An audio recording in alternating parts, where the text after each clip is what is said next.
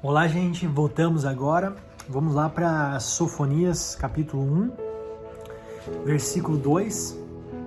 De fato, consumirei todas as coisas sobre a face da terra, diz o Senhor. Versículo 4, gente. Estenderei a mão contra Judá e contra todos os habitantes de Jerusalém. Exterminarei deste lugar o resto de Baal, o nome dos ministrantes dos ídolos e seus sacerdotes. Os que se cobrem os eirados adoram o exército do céu.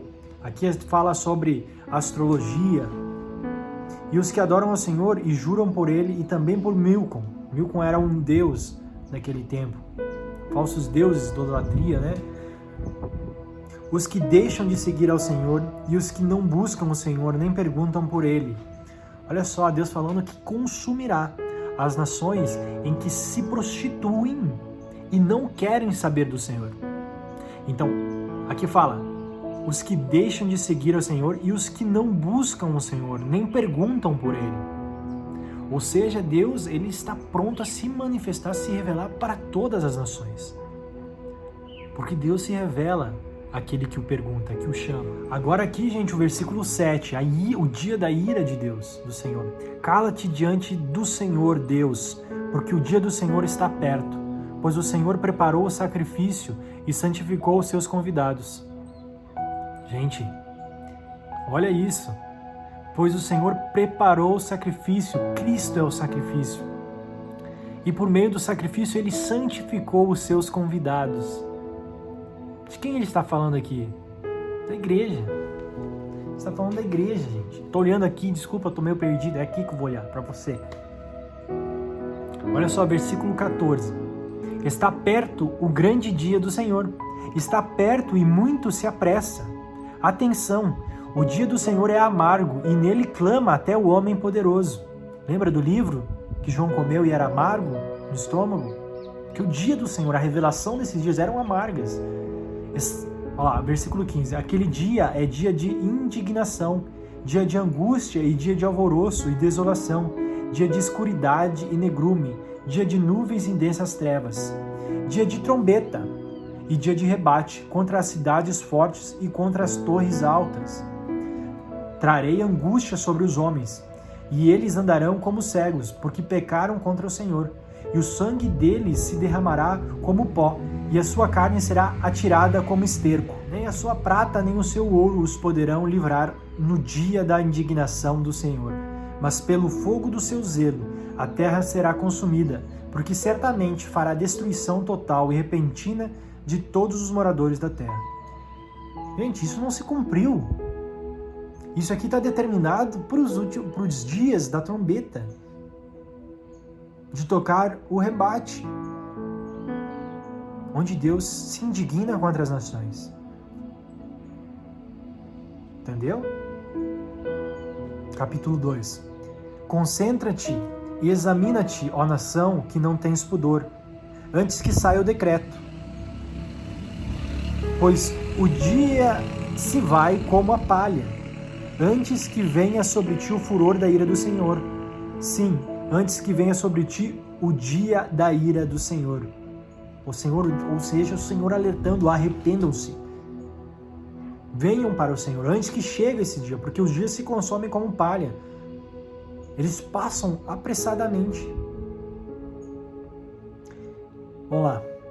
3. Buscai o Senhor, vós todos os mansos da terra, que cumpris o seu juízo.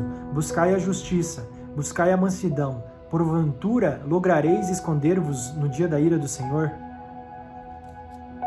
Isso aqui é uma confirmação. Lograreis esconder-vos no dia da ira do Senhor. Ou seja, Deus guardando no dia da ira do Senhor a sua igreja. Aqueles que buscam a justiça, aqueles que buscam cumprir os seus juízos, né? que são mansos, que andam em mansidão. De quem que o Senhor está falando aqui, irmãos? Estou olhando aqui, estou olhando lá, estou olhando aqui, estou olhando aqui. Está falando da igreja, que Deus guarda o seu povo. Porém, Gaza será desamparada, e Asquelon ficará deserta. Asdob Asdod, ao meio-dia, será expulsa e Ecrom desarraigada. O que o Senhor está falando aqui? Porém, o mundo não será guardado pelo Senhor. Porque Gaza será desamparada, as nações serão desamparadas. Quem será guardado será os mansos. Impressionante. E agora a gente vai entrar no milênio, gente. Agora a gente entra num tempo espetacular. Versículo 8, olha só, do capítulo 3. Esperai-me, pois a mim, diz o Senhor, no dia em que eu me levantar para o despojo. Qual o dia do despojo? Porque a minha resolução é ajuntar as nações e congregar os reinos, para sobre eles fazer cair a minha maldição e todo o furor da minha ira, pois toda essa terra será devorada pelo fogo do meu zelo. O que o Senhor está falando aqui? Qual que é o objetivo? Qual que é a resolução de tudo isso? É juntar as nações e congregar os reinos. Lembra de Oséias capítulo 1, capítulo 2? Convergir em Cristo. Ezequiel, onde ele fala que as nações, os povos, no templo onde Deus vem implementar na terra com Cristo Jesus, as nações elas vão até o templo do Senhor. Porque Deus faz convergir em si as nações, Ele congrega nele todas as nações. E serve de vergonha e escândalo para os judeus, porque os rejeitaram. E quando Deus vem com sua glória estabelecer o teu templo na terra, os judeus se envergonham. Porque o reino do Senhor, eles não viram que Cristo era o Messias.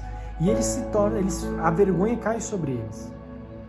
Então darei lábios puros aos povos, para que todos invoquem o nome do Senhor e o sirvam de comum acordo.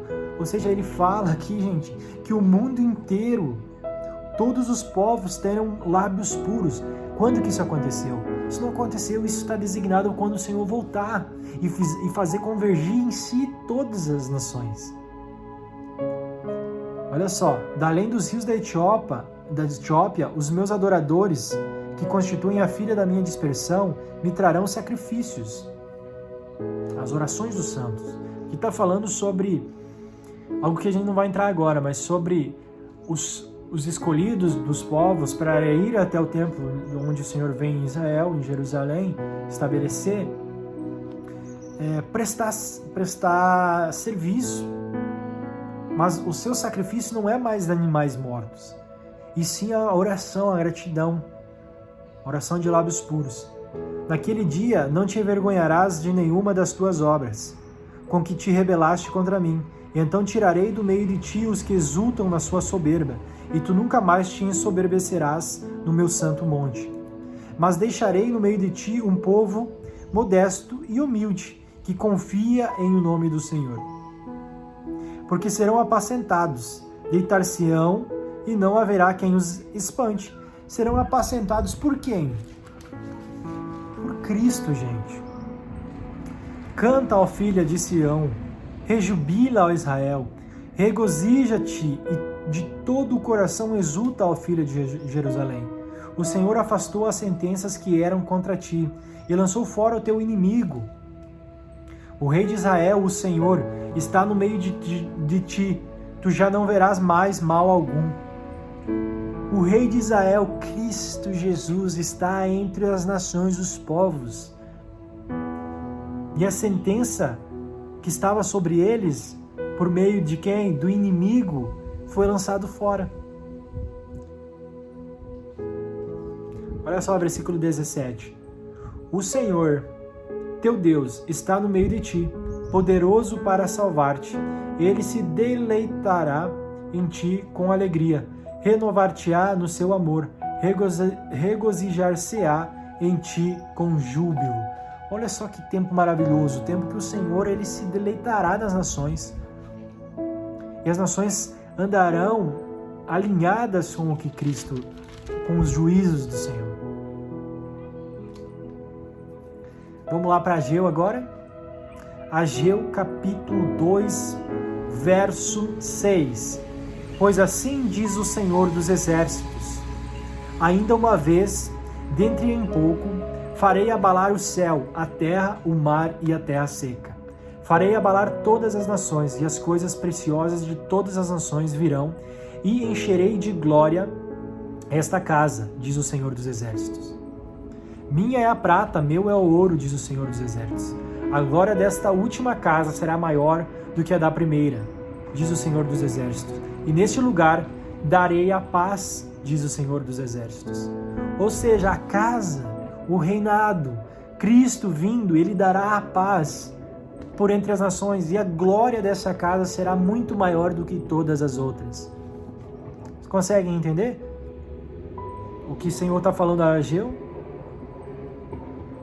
Em um tempo, dentre em pouco tempo, farei abalar o céu, a terra, o mar e a terra seca. Vamos lá, versículo 20 do capítulo 2. Aqui Deus derruba as nações, olha só. Veio a palavra do Senhor segunda vez a Ageu, ao 24º dia do mês, dizendo: Fala a Zorobabel, o governador de Judá, farei abalar o céu e a terra. Derribarei o trono dos reinos e destruirei a força dos reinos das nações. Destruirei o carro e os que andam nele. Os cavalos e os seus cavaleiros cairão, um pela espada do outro. Olha só o que o Senhor fala aqui, que ele destrói a injustiça das nações e vem estabelecer com grande glória, aonde as estrelas do céu, o sol e a lua, param em suas moradas, e o brilho do seu andar, do seu cavalgar, ilumina a terra, porque todo olho verá. Todas elas estão alinhadas com os profetas e com os livros do Novo Testamento, com as visões de João, com a fala de Mateus 24, 2 Tessalonicenses. Então está tudo alinhado. Mas para você ver como a glória de Deus se estabelece nos profetas. Por isso que, se a gente não tiver entendimento dos profetas, a gente vai se perder. Porque Deus revelou aos profetas e também fez revelação aos apóstolos, aonde a doutrina de Cristo se estabeleceu, nas suas cartas, nas cartas de Paulo. Porque quando Paulo escreve as cartas, quando você estuda os profetas, você já alinha o que Paulo está falando com o que os profetas falaram. Parecem que ele alinhou exatamente, óbvio que alinhou, né?